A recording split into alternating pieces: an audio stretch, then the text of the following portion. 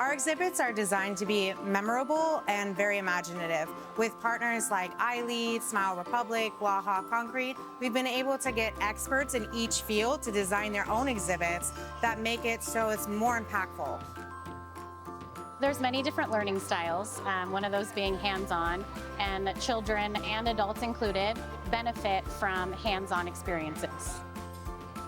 You can do experiments and you have to work on them. You just don't get it, like you have to work on them and mistakes help you learn. My favorite part was the construction site and when I built something in the dirt. I had fun with the bricks because I was building a floor and I like math, so I started to put them together. I think I love just seeing all the little kids with their little smiles come in. They all have different looks to them and their personalities are all different. It's just really fun to see them and see them play and laugh and have fun.